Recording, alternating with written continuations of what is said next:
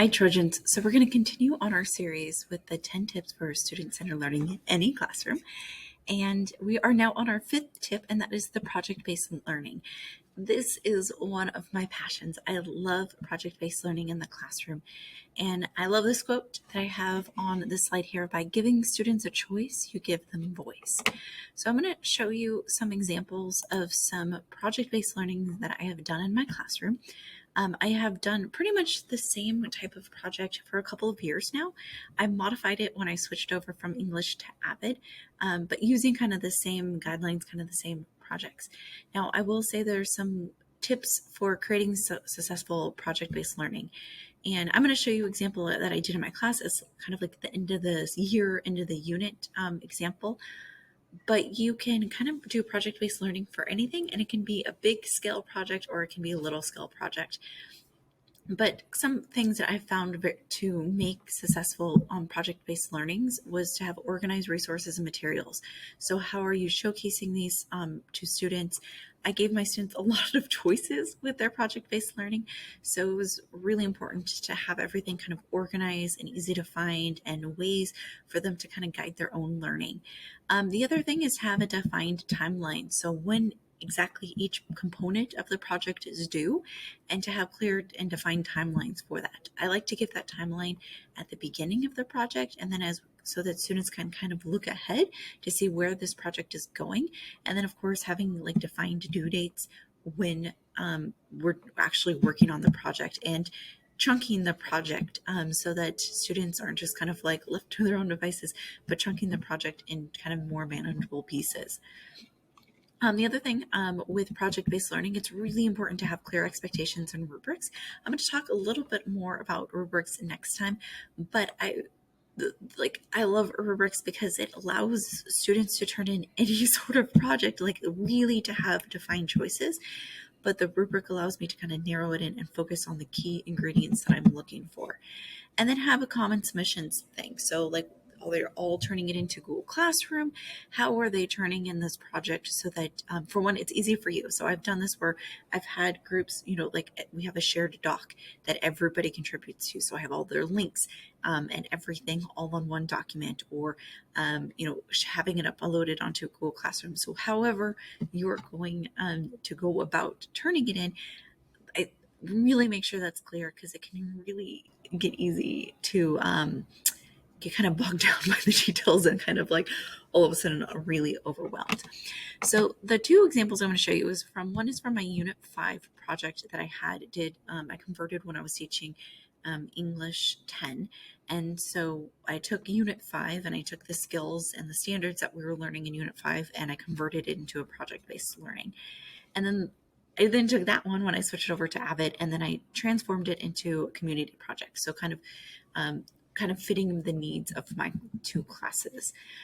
So the first thing I want to show you, I have found that having a Google site is super easy for students to look at. I have lots of docs, and I used to do these all on like Google Slides, and I found that was kind of really messy for students. So I transformed it into and put everything onto a Google site, and I found that works really well for my classes. So when I talked about having like clear, defined guidelines, so this is the document that my students will work on throughout. And so let me open it up.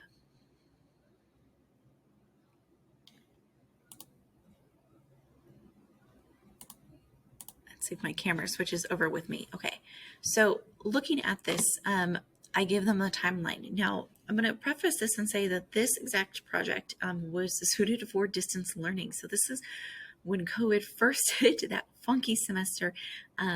So this was the timeline that I gave my students. I would probably actually have a similar timeline in the classroom, maybe speed it up a little bit faster, because we were kind of working with synchronous learning at that time. But you can kind of see. So I have the timeline that's set up here, and then the documents that are due for that. So for each week, we had a certain document. So choosing their path and their study set, their exemplar analysis, their second one, and then thinking about product creation, and then actually doing the project, and then submitting the project. Now, one thing I'm going to talk about too is not only having common submissions, but also having common like assignments that they're turning in.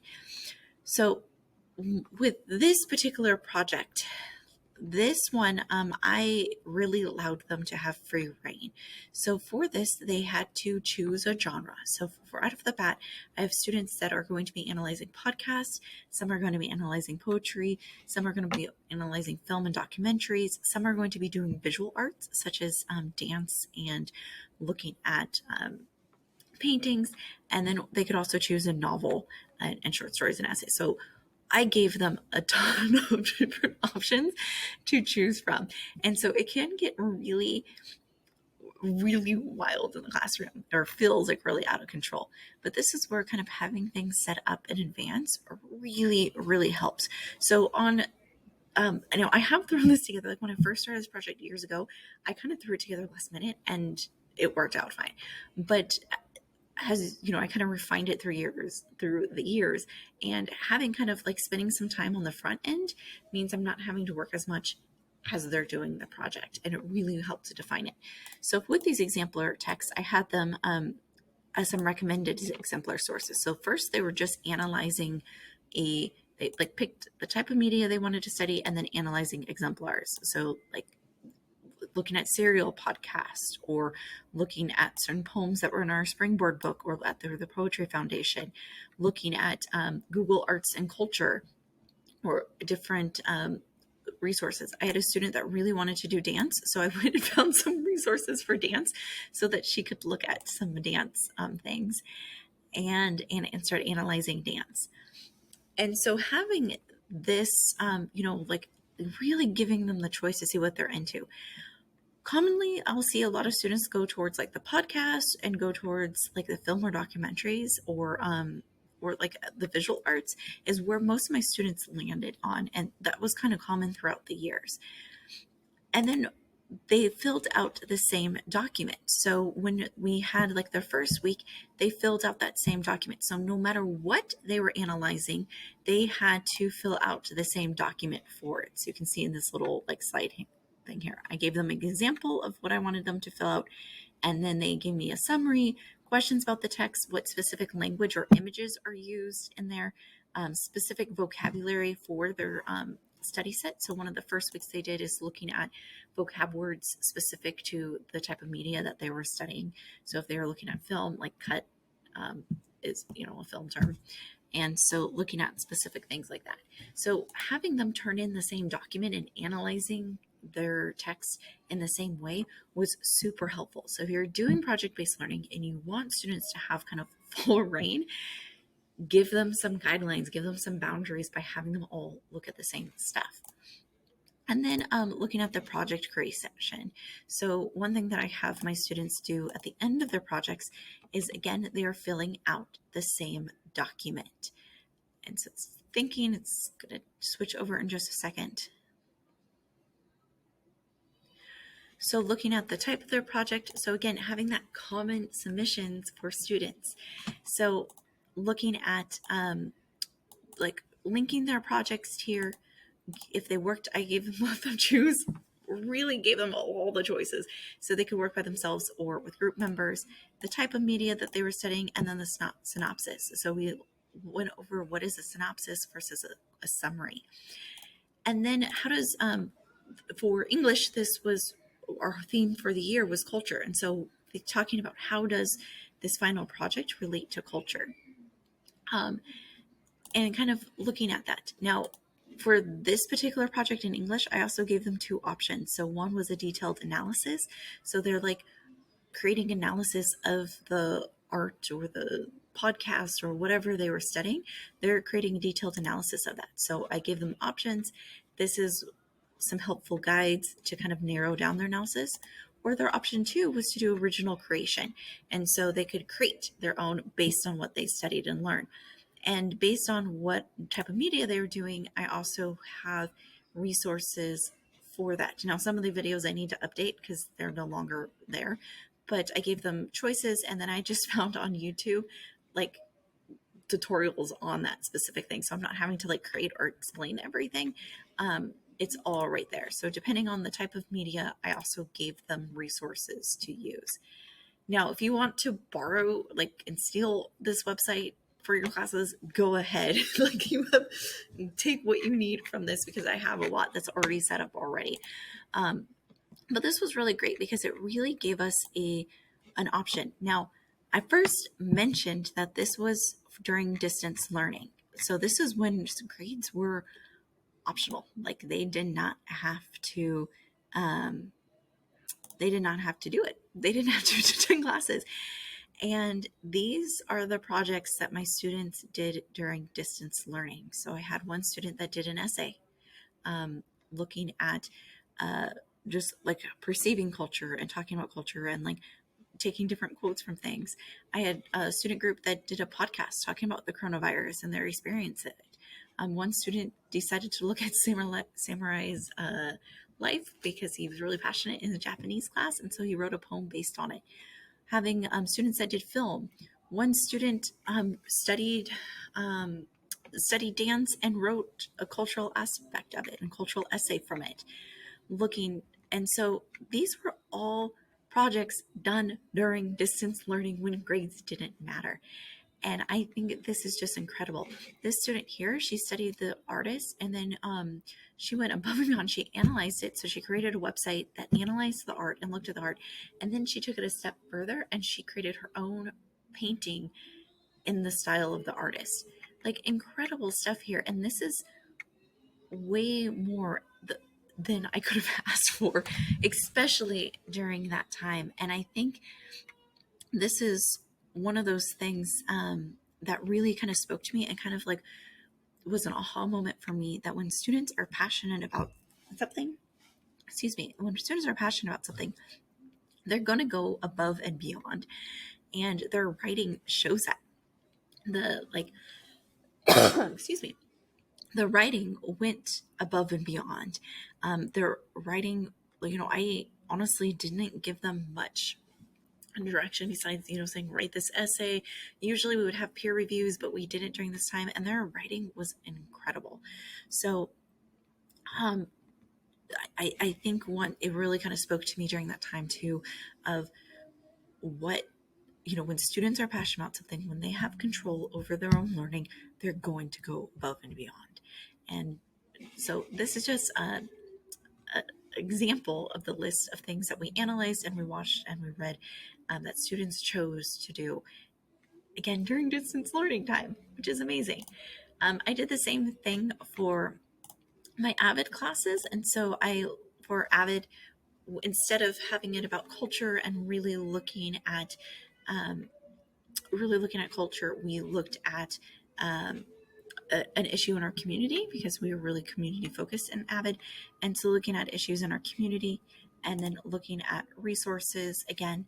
And I also put an assignment page on the sites here so that they can kind of see, again, this was also during distance learning. I haven't done it this year with AVID yet, but looking at before their projects, kind of the progress we did during the project, and then looking at all that stuff.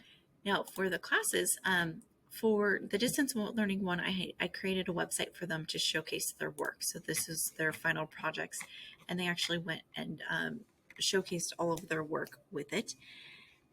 For AVID, I created a, for an AVID 10, depending on what you are having them analyze, my light went out. Depending on what you're having them analyze, you can kind of break down what you want. So I really wanted to focus on the hook, the commentary, the research, and the call to action that was in their projects. And so you can kind of have that. For AVID's projects, I had them submit onto a Padlet, and then we spent time, I think it was during finals time, as part of their final, is we went around and gave positive feedback and looked at each other's projects and kind of did a gallery walk, a virtual gallery walk of their projects, and looking at, giving kudos to each other and the hard work that we did. So those are two major projects that are based learning, but you can really do this with pretty much anything. So you can make this on a smaller scale. You can make this on a bigger scale. Like I said, these are kind of bigger projects that we did that took a little bit more time, but you can, I really love having project-based learning, especially during finals, to showcase their learning, to kind of give them free reign. Like, we've spent all this time, this whole semester working towards this. Now here's the free range. Show me what you know. And I think project-based learning can really do that, and especially giving them so many choices.